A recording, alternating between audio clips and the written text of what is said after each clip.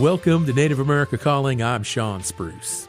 A state in Australia just enacted a first-of-its-kind agreement with the nation's Aboriginal people. The treaty is heralded as a major step forward for healing and reconciliation. It also ushers in a new chapter of government relations in which the Indigenous people have more of an official voice in the policies that affect them. The creators of the agreement look to federal treaties with Native Americans to inform them about what to include and what to avoid. We'll talk more about it after the news.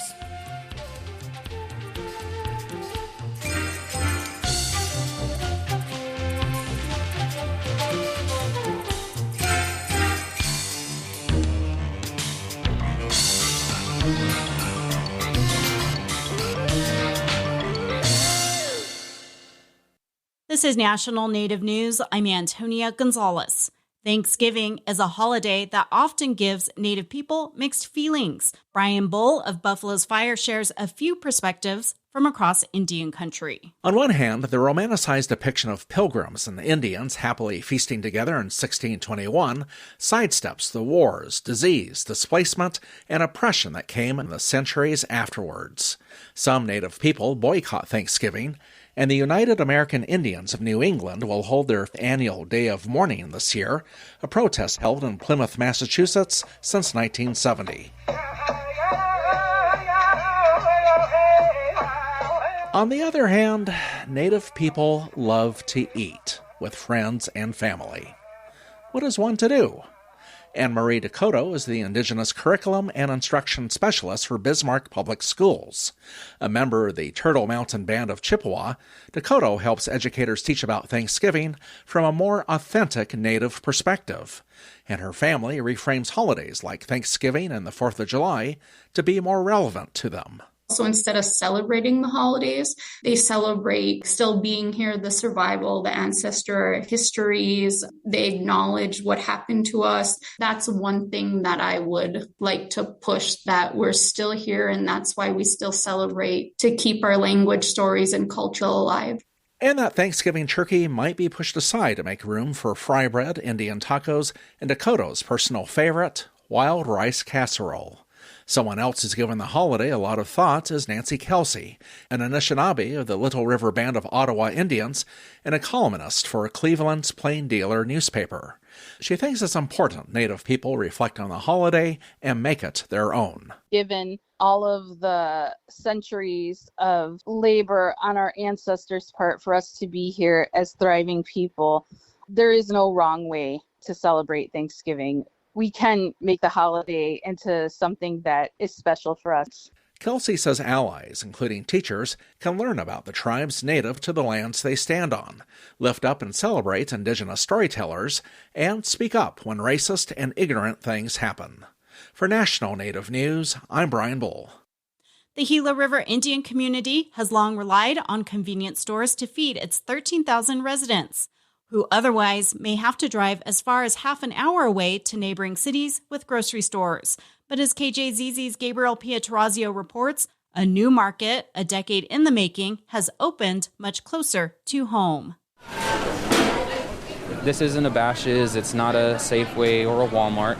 Duncan Winston with Gila River Development says the tribe's new 14,000 square foot supermarket in the heart of Saskatoon is much more than a store. It's a symbol of their sovereignty, since few, if any, tribes outright own their own grocers. We don't want to leave that in the hands of a larger chain to determine who gets what. We want to be able to fight for ourselves and bring the necessary goods to our community when we need them. From fresh produce and butchered meats to a deli serving local favorites, like the Works Burger. One of the biggest demands from the community was you got to bring the Works back, and so we've done that. But that doesn't come cheap because of what some refer to as resflation. We have experienced it here. I mean, it's difficult finding reputable vendors who are willing to bring us goods and services at a fair price. Although we are rural, we are a lot closer to the metropolitan Phoenix area than a lot of the other tribes in Arizona. For National Native News, I'm Gabriel Pietrorazio. And I'm Antonia Gonzalez.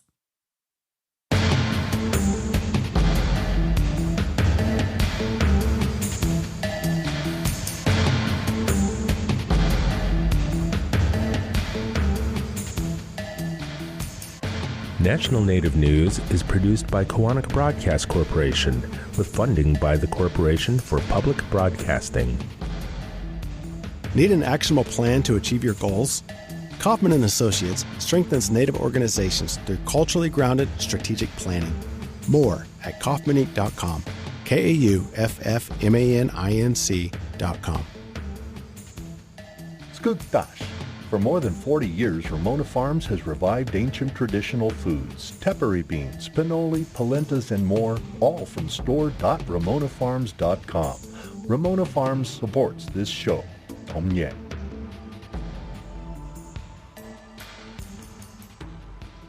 Native Voice One, the Native American Radio Network.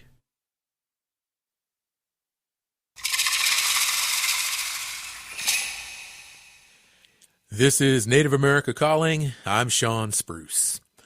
Australia is poised to make history with the country's first treaty that charts a path for more inclusive participation by Aboriginal people in the laws and policies in the state of Victoria. Supporters of the agreement, that has already passed both houses of Parliament, say it is a long overdue action toward healing and reconciliation. It is the first such treaty in Australia and comes after years of research, negotiation, and a failed public referendum in 2023.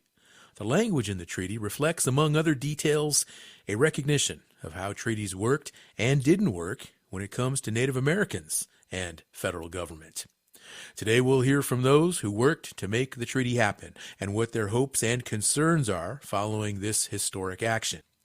Our first guest joins us now from Boston, Massachusetts, Dr. Nikki Moody.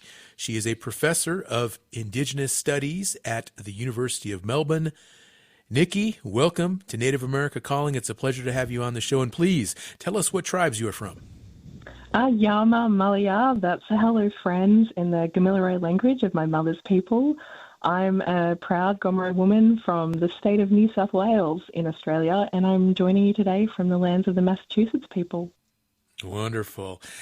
Nikki, supporters of the treaty, they celebrate this expanded voice that it will give Aboriginal peoples in the state government. Can you help us understand how it accomplishes this more than what is already currently available?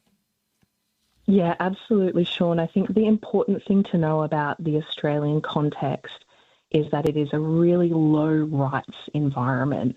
We have very little legal protections, nothing in the Constitution. There is very little legislation that enshrines rights that are really taken for granted, I think, in many other parts of the world, including the US.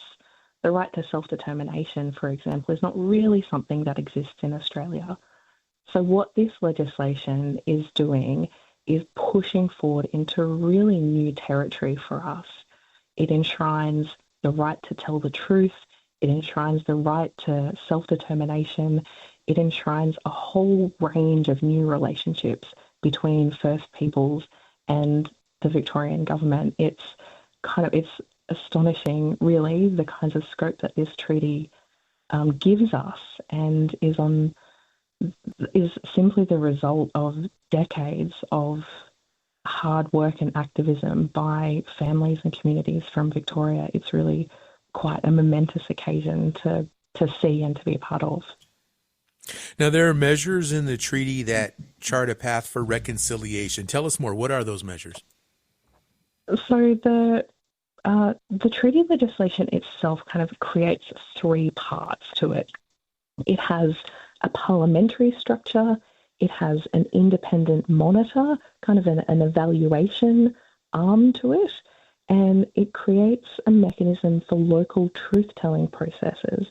So the approach to reconciliation that we're seeing in this treaty legislation is one that is a genuine hand out to non-Indigenous people to walk with Aboriginal Victorians into a future that really has been so long coming. It shouldn't be a surprise to anyone, but the approach to reconciliation is really being bedded down in elementary and middle school curriculum, the equivalent that we have in Australia, into really local mechanisms, into all levels of government in the state, into different government departments. It's really an extensive approach to what reconciliation is and what it could be in the future. And how large is that need to acknowledge reconciliation in this formal legal document? Look, reconciliation is a really tricky idea, right? Like, a lot of people want reconciliation to be the basis on which we come together to understand something new for ourselves, a new type of relationship that recognizes the really profound harms and trauma that has really been a part of Australia's founding, part of the invasion and the settlement of Australia was, as it was in so many places, a really profoundly violent period of time. And a lot of that violence continues today in different forms. And so recognizing that this colonial harm and this colonial trauma continues in so many ways today, but that we have the answer to that. We know what heals that harm. We know how well First Nations do when we have the right to self-determination, and to be able to see a practical treaty with practical outcomes really at its heart, I think is something quite remarkable for Australia. Education, a major part of the reconciliation work that has been happening.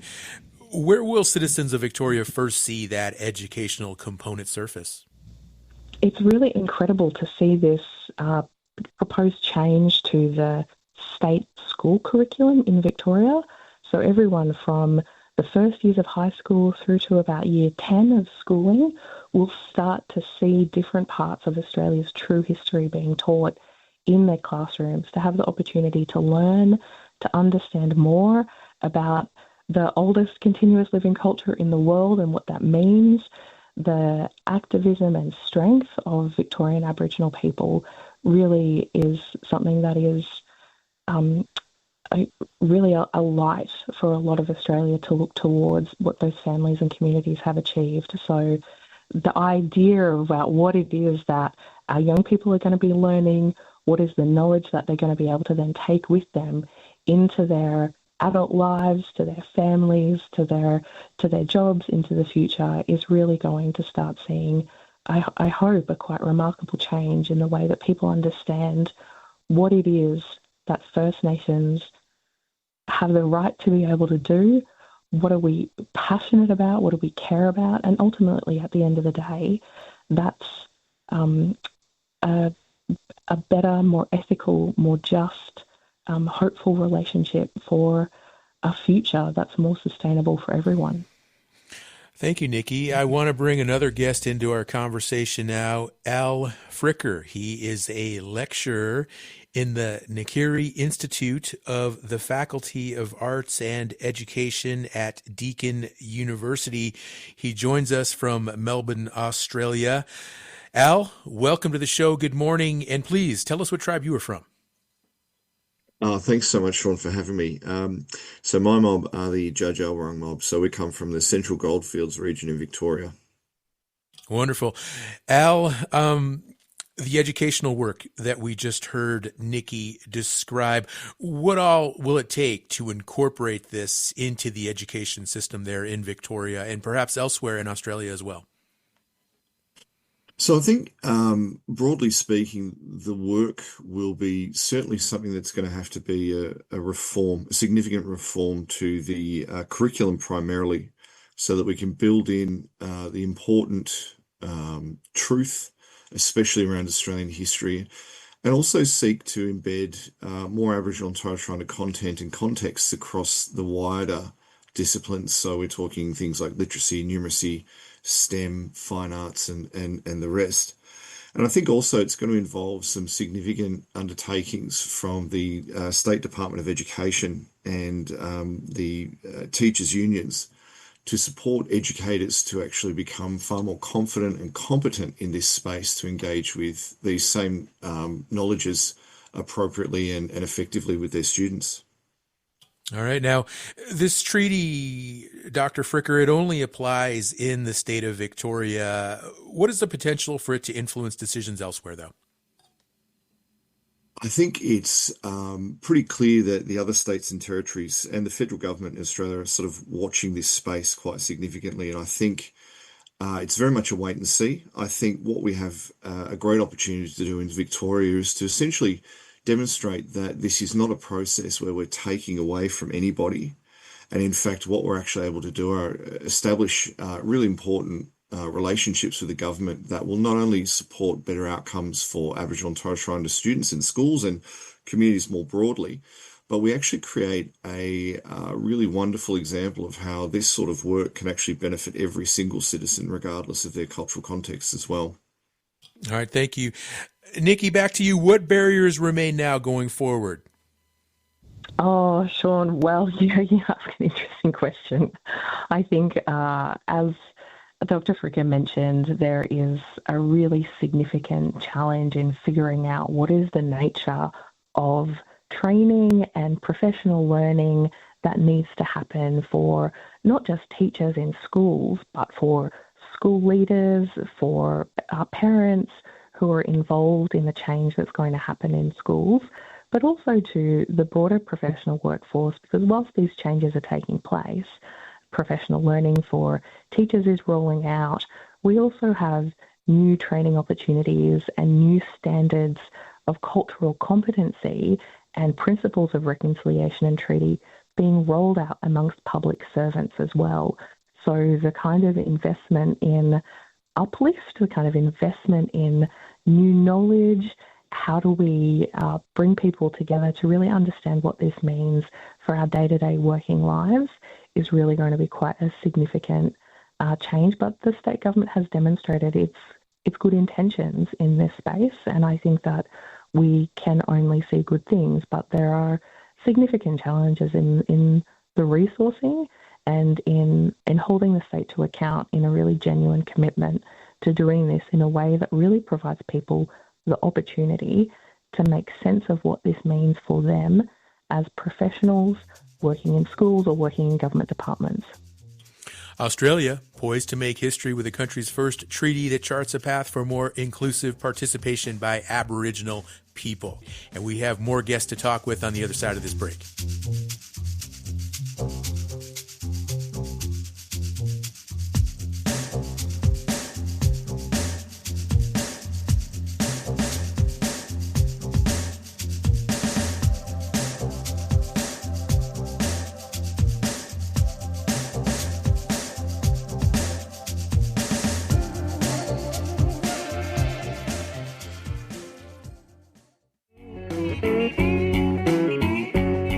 In his new cookbook, Turtle Island, Lakota chef Sean Sherman explores the ingredients and methods of Indigenous culinary creativity before there were any borders. And Chef Piet Despain blends her Potawatomi and Mexican heritage in her new cookbook, Rooted in Fire. Both of these celebrated chefs join us on the menu on the next Native America Calling. The Indian Arts and Crafts Act protects authentic American Indian and Alaska Native artists and craftspeople and their art and craftwork. Under the Act, it is illegal to market art or craftwork misrepresented as American Indian, Indian, Native American, or Alaska Native made, or as the product of a particular Indian tribe. Reporting potential Act violations can be done at doi.gov/IACB or at 1-888-ART-FAKE. Support provided by Indian Arts and Crafts Board. You're listening to Native America Calling. We're talking about a promising agreement to benefit the Aboriginal and Indigenous Torres Strait Islander peoples in the state of Victoria, Australia. It's the country's first treaty with Indigenous people, and it could be a model for the rest of the country and beyond. Our next guest joins us from Victoria, Travis Lovett. He is the inaugural executive director of the Centre for Truth-Telling and Dialogue at the University of Melbourne.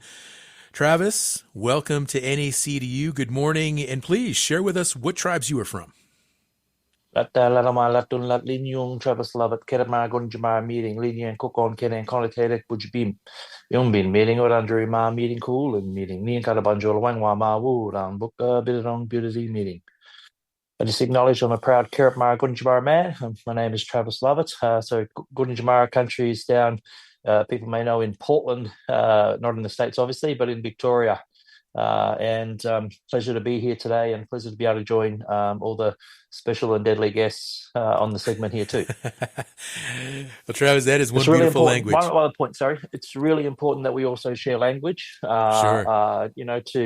And I guess yourself and your listeners will appreciate that. And for the ancestors that we've lost along the way, their fight, their struggle, and their resistance meant something, and that's why I choose to continue to, I guess, learn language, but also share language with our people, but also non-Aboriginal people as well. It's that resistance. I think we are a resistant people, all First Peoples right across the world, but and we're also known as a fighting good in Jamara, which I'm sure other guests will have something to say about. But really proud about that. Sorry, I cut you off. Hey, no worries. I think I speak for all of our listeners when I tell you just how beautiful that language you speak is. Deadly, as you put it. Travis, tell me, what role does truth-telling play in how this treaty will be honored once it's signed and into the future? Well, yeah, I mean, truth-telling was the core foundation to why we have this treaty in the state of Victoria. We had a Yuruk Justice Commission. Yuruk is the Wamba Wamba word for truth. And I was fortunate enough to be the deputy chair of that commission. We did have Royal Commission powers, but primarily we were a truth-telling commission where we encouraged our people to come forward to share their truths and their lived experience. We really have to be definitive about that word lived experience, because I don't use the word stories. Their stories is an important, part of our culture. And I didn't want particularly non-Aboriginal people to get caught up in they're just stories about all the traumas we've been through. Well, no, it's a lived experience. Colonisation happened in the state of Victoria 191 years ago with the arrival of the Henties. So, there was a lot of, massacring of our people. I hope I can say that online. But I mean that with also with no disrespect, because we have had one of the swiftest, eradications of our people and our cultures attempted on that through early colonial processes, and quantified, I guess, by non-Aboriginal also historians as well, about how country was taken primarily in Victoria, but it happened right across Australia, and I want to be really clear about that.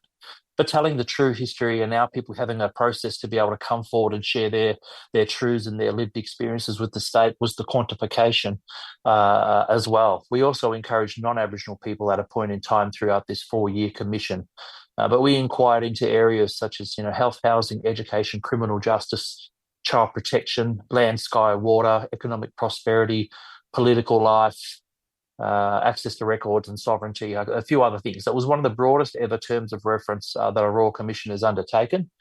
And I don't really hang on the words of the Royal Commission, because it is awkward as a First Peoples person to be appointed by the King to do work that ultimately, led their family, leading to the depths of the traumas that our people have been through. But I think it was really important that we did have those powers to be able to hold government to account, to be able to extract more than 10,000 documents from the state government here of Victoria. And the principle that your listeners, I guess, would already appreciate anyway, but government knew the whole time about the historical and the contemporary traumas that our people experienced, because it was all government policy. Okay. Whether it was rounding our people up on the missions. Sorry, I do talk a lot. Hey, no worries. Well, Travis, we heard Nikki and Al both talk earlier about education. What do you think reform looks like in the university setting, and does the treaty bill affect university education? 100%. We made recommendations for the university at the Yuruk Justice Commission, the universities right across the state, to be able to change and transform. And it's a whole heap of areas, really. It's curriculum reform. It's accountability. It's about being more accountable. Dr. Nikki Moody talked about accountability mechanism back to government. I don't know what's happening there. Accountability mechanism, back to government. And, it's also about, repatriations of our people. We made recommendations around bringing our people and our ancestors home right across, the world. We're spread throughout museums and so forth as well. But universities have a pivotal role around creating social change, social license, and embedding, the true history around what's really happened, here in the state of Victoria. And I say these points as well. We're not here to blame people, everyday Australians, about what's happened to our people, but we are asking for institutional accountability for what the harm that's been done.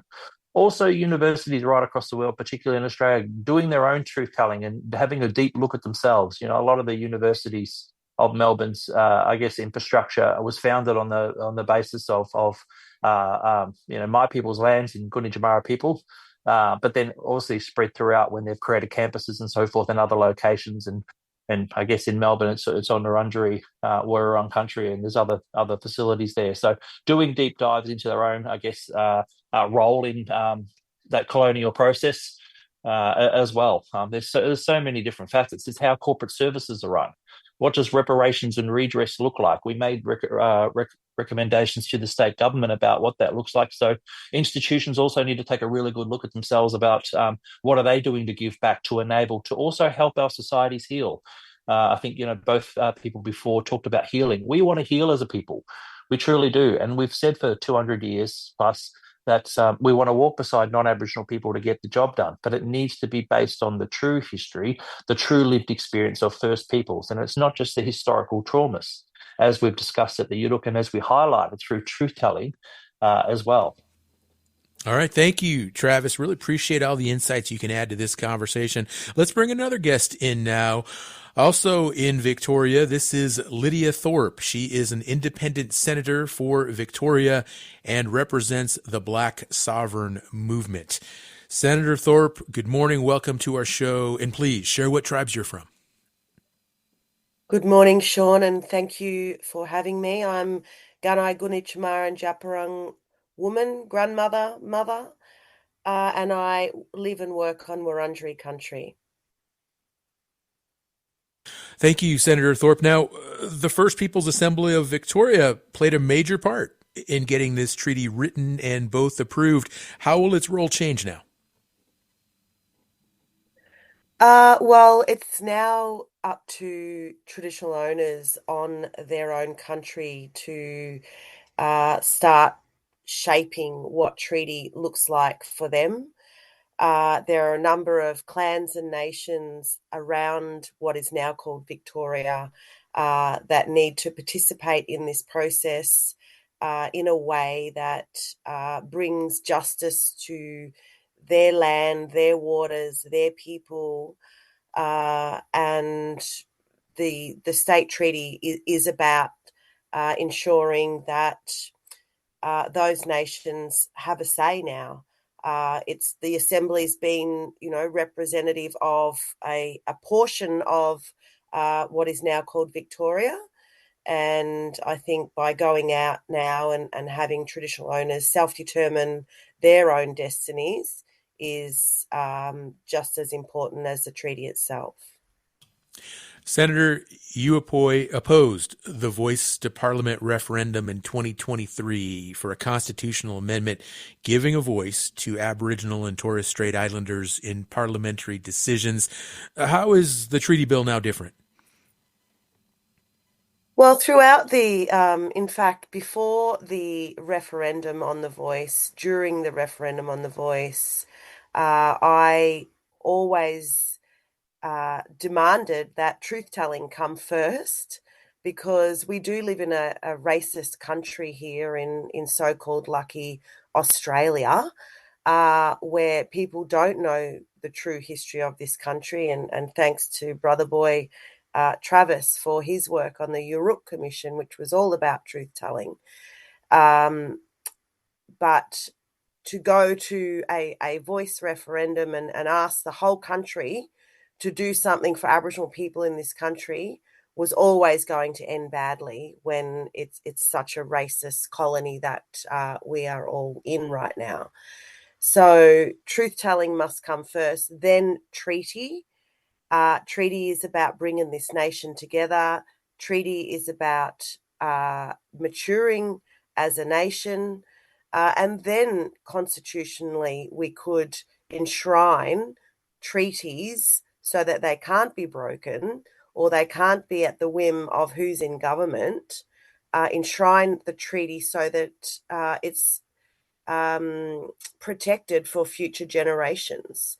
So that's why I oppose the voice. The voice was never going to give us any power or any real say in any government. So this is a really good step that Victorian Aboriginal traditional owners have taken. And I believe that they've gone through the proper process, because it has to start with truth telling. And we've seen right now, even through the treaty in Victoria, that there has been a rise in racism.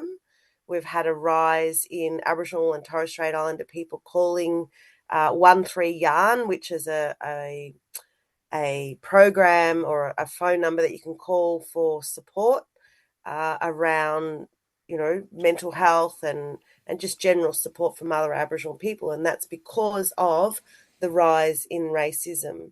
So Okay. we've got to deal with that part of the process going forward. And Okay. truth telling is certainly a way to do that. Senator, I want to ask you more about the treaty bill, but before I do that, you've repeatedly mentioned the racism that exists there in Australia. Other guests have mentioned it as well.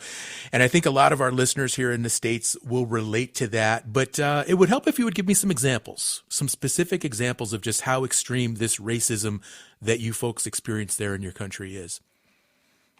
Well, we have currently neo-Nazis roaming the streets calling for a white Australia. They are committing serious violence towards Aboriginal people. We have a sacred site, in fact, a burial site where the neo-Nazis stormed in and assaulted people, assaulted Aboriginal mothers, and stomped on the Aboriginal flag. We have just recently a political party being formed called the White Australia Party. Now, the White Australia policy caused a lot of harm to our people and anyone who wasn't white in this country. So racism is rife, it's violent, and the rise of neo-Nazis in this country is frightening. Okay. Yeah, absolutely. And I think a lot of our listeners here in the States can relate to what you're describing, Senator. Back to the treaty bill now. What was the opposition like to the bill? And do you have any concerns on the treaty maybe not being signed or perhaps broken in the future?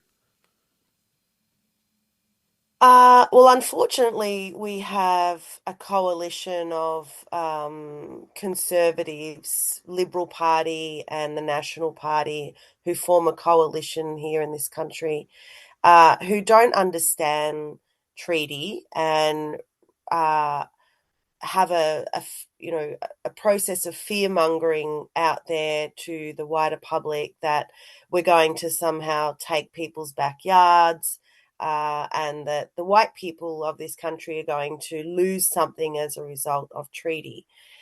They have no understanding, and the coalition members that I've spoken to at the federal level, when you sit down and have a proper yarn, a conversation, they are open to learning more about treaty rather than shutting it down immediately. So I think with the Labor government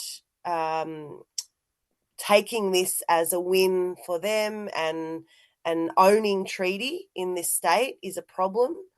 It needs to be owned by our people, for our people, rather than any government, patting themselves on the back, if you like, and taking it as a win, because you'll always have the opposition coming hard at any government that tries to take ownership of some historic moment, like we've seen here. And they have threatened to cancel the treaty if they get in at the next election, which is in 2 years. So we've got to work really hard right now to educate these people on the importance of treaty and how that can heal them, this land, this water, the air that we breathe, and every community around Victoria and around the country can be a part of a treaty. Senator Thorpe, we have about a minute before we have to take our next break, and I want to ask you about a press release in which you said the federal government is now on notice. What do you mean by that? Absolutely. The federal government need to walk the talk. They proposed a voice to Parliament, which in their view was about giving us a seat at the table. Well, they need to take the next step and allow truth-telling to happen across this country and then entertain a treaty across this country. That's the only way we will ever mature as a nation and get rid of this element of racists or racism that we have to deal with every day. Senator Lydia Thorpe joining us from Victoria, Australia. We're going to take another break. We're going to come back, and we have more to talk about with our guests, and we're going to bring another guest into the conversation as well, who joins us from Australia. A lot more to talk about here on the show with regard to this first treaty between Aboriginal people and the state of Victoria in Australia.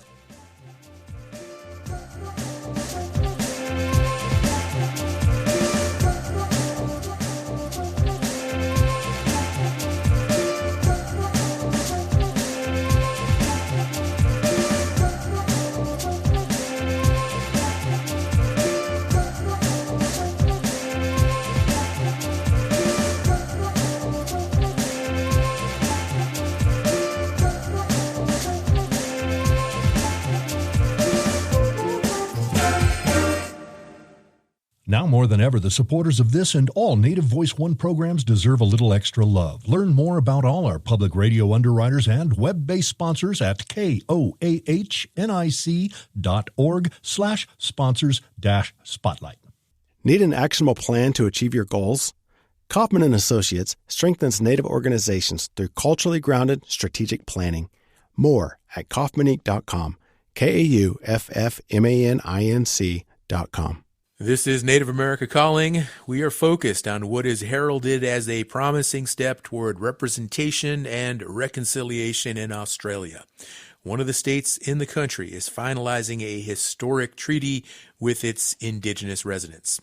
We have a fifth guest on the show, but before I introduce him, I do have one more question for Senator Lydia Thorpe, independent senator for Victoria and also representative of the Black Sovereign Movement.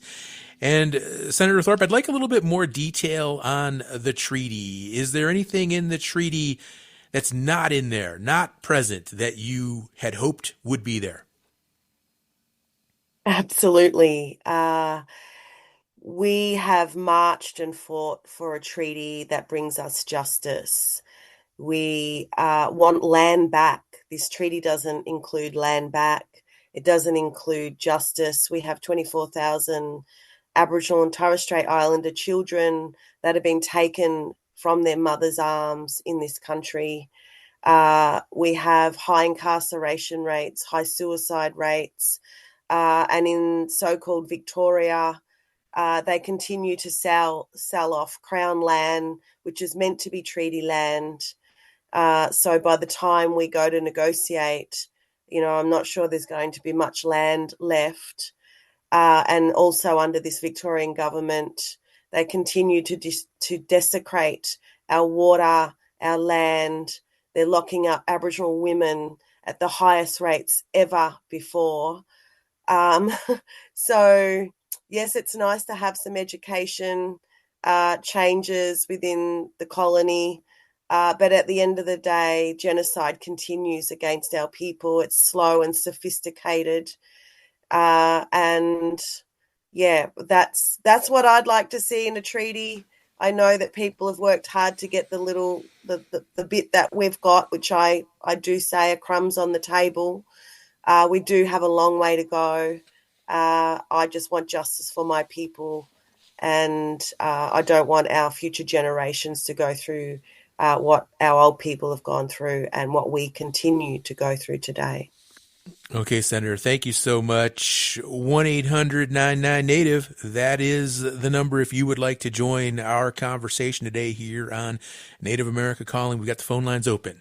1-800-99-NATIVE or 1-800-996-2848.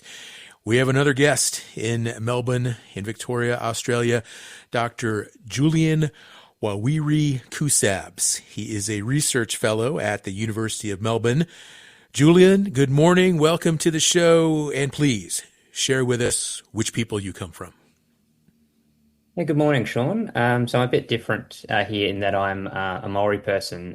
For the listeners who don't know, that's the first people of Aotearoa, New Zealand. And my sort of iwi or tribal affiliations include Ngāti Tūwharetoa, Te Arawa, Ngāti Awa, Ngāti Maru ki Hauraki, and Tainui.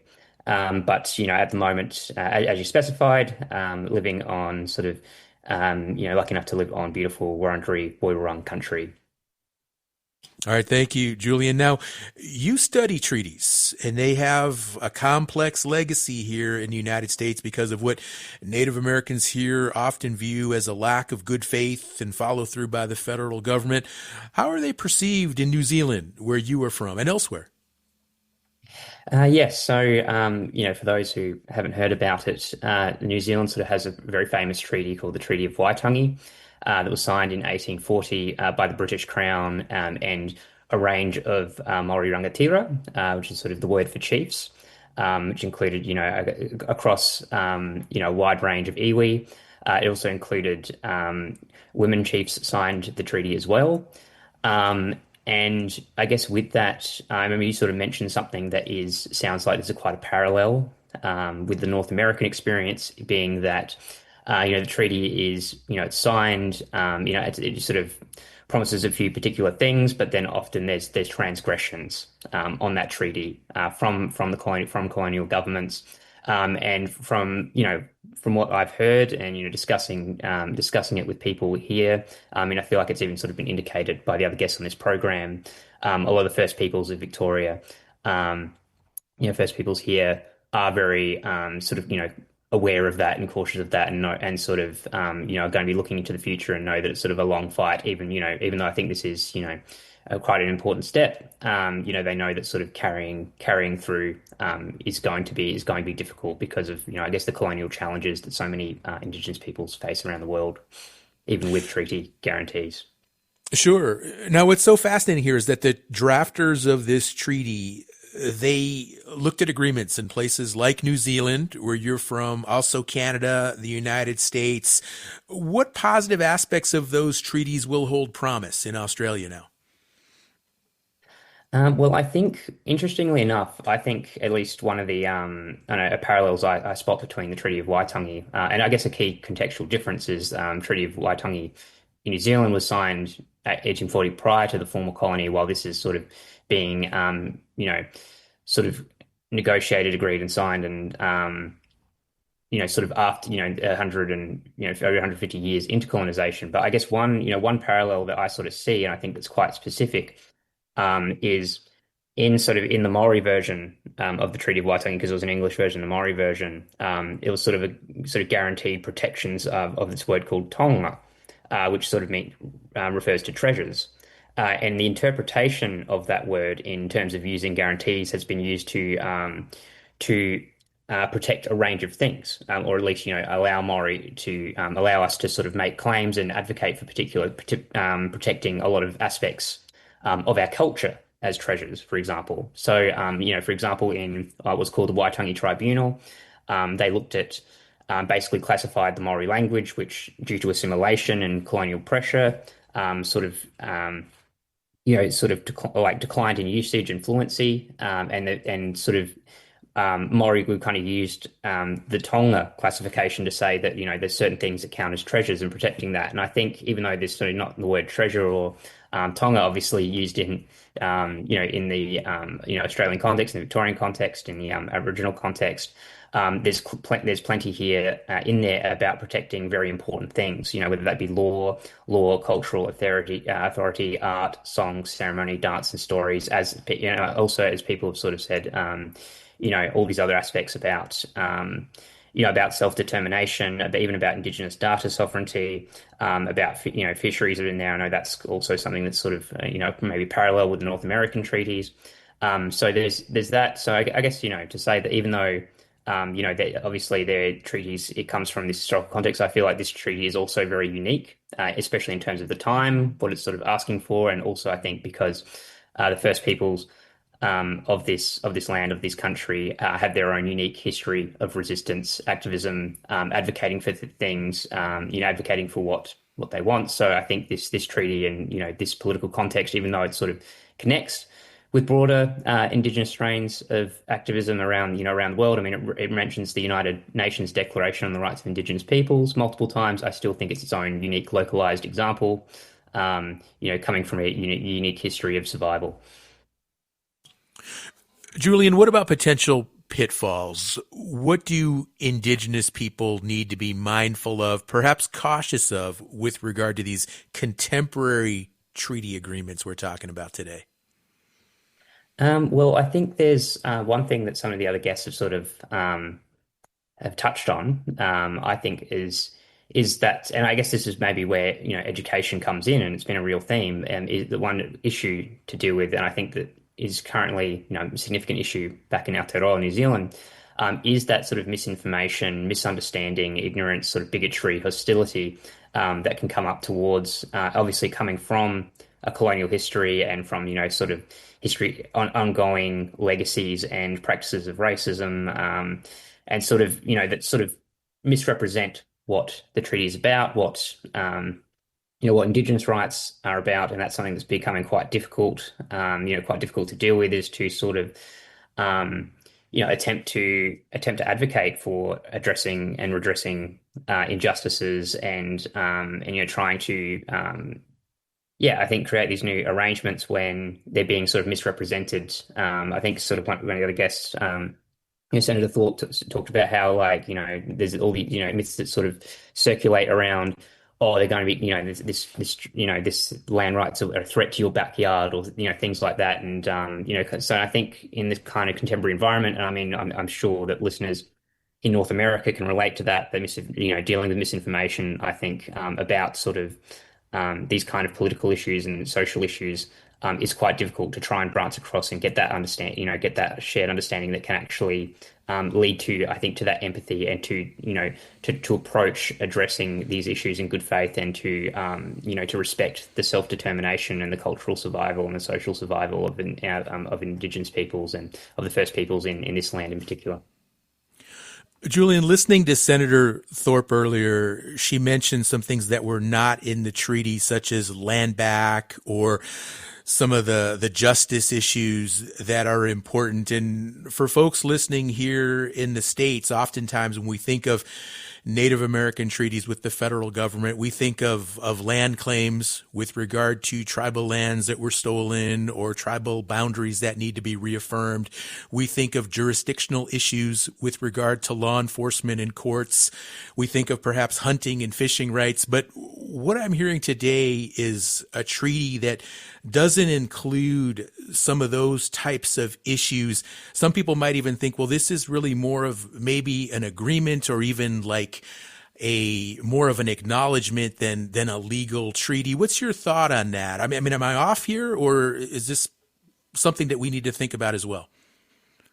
Well, first off, I would absolutely agree that that land rights, especially for First Peoples here, needs to go further. There's been so much dispossession and the consequences of that, and I think redressing that through land right, through land back is something that definitely definitely needs to happen. It's definitely an ongoing struggle. But I guess one thing that I would also bring attention to is because Australia was and the Australian colonies were unique in that they didn't have a treaty. While as you know, a lot of British colonies did, including New Zealand. It's kind of led to a different trajectory, different history of trying to address these issues. And in Australia, there is, and obviously it's been a complicated process filled with frustrations, like many Indigenous peoples face. But there is another mechanism called native title, where, and also all other kinds of avenues of land rights where. Across Australia, Aboriginal and Torres Strait Islander communities have sort of advocated and to try and sort of get rights to the country that they've been deeply connected with for tens of thousands of years. And obviously, as I said, those mechanisms aren't perfect. There's been a lot of frustrations, of course. But I guess what I'm saying is that that even though this treaty is a part of it, and I think land rights should, obviously, yes, support land rights being deeply connected into this treaty, and being frustrating is, I think there's also a range of ways that across Australia, the Aboriginal and Torres Strait Islander communities have, long fought for that land and will continue to fight for that land. And I mean, hopefully, treaty can, can progressively contribute to that conversation and to that struggle. But yes, exactly. There's a lot of disappointment, and where this currently is, I think that's all understandable. All right. Thank you, Julian. Senator Thorpe, I want to go back to you as we begin to wind down the show. Does the treaty give Indigenous people political power or a political status? Because political status, that is a term that Indigenous people in the United States that we very much relate to and understand. Well, as I understand it, it gives a representative body, which we do have. I mean, at the moment we have nothing. Okay, so what we've got through this treaty right now, and yes, it's more of a administrative treaty rather than a rights-based or political rights-based treaty. It's not like the Treaty of Waitangi. It's not like other treaties around the world. So, as I understand it, it does set up a representative body. I do hope that representative body is truly representative. We have, as I said earlier, we do have a number of nations around what is now called Victoria. It's over 40 nations. They are currently not all represented at the Treaty Assembly, and that's something that I've advocated for the last 10 years. I was a member of the Victorian Parliament and passed the first treaty bill in Victoria as a Greens politician back then. And it was meant to be more representative than it is. So I'm hoping for more representation and this body to have real power, not just be an advisory body, which, as I understand, it is to provide advice to the Victorian government. We want power to be able to self-determine. We can't just be a ticker box on the side that provides advice. And going to Julian's comments around, yes, we have native title, but I just want to be clear to listeners, native title is not land rights. Native title only gives right to negotiate. It doesn't, we don't have veto over, if they want to destroy a waterways, they can do that. We don't have the veto to protect our land and our waters, and that's what must be in any treaty, that we have some kind of power to stop this destruction of land, water, and our people, and protect our babies so that they aren't taken away at the rate that they are. So we need more political power. We should have designated seats in Parliament that gives real power, so that we can have real decision-making power in every jurisdiction in this country. Okay, thank you so much, Senator. Unfortunately, we're out of time. We're going to have to wrap up this show.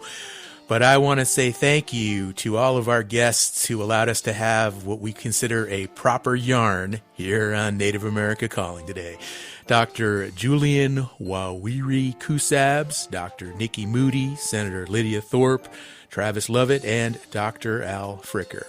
And I invite you all to join us again tomorrow. I'm Sean Spruce. You've been listening to the one, the only Native America Calling. Buju, gikaganawen dagon jabwate shimago yen.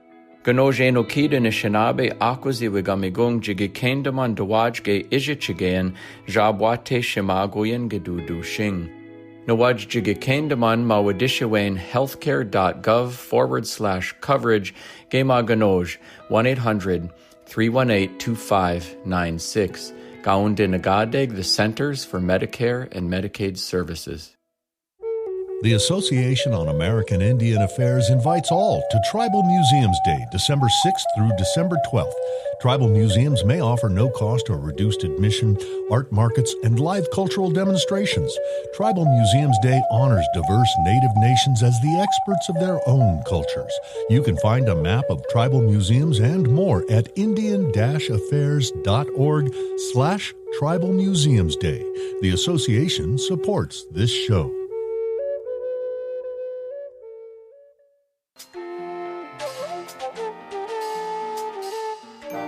Native America Calling is produced in the Annenberg National Native Voice Studios in Albuquerque, New Mexico by Koahnic Broadcast Corporation, a Native nonprofit media organization.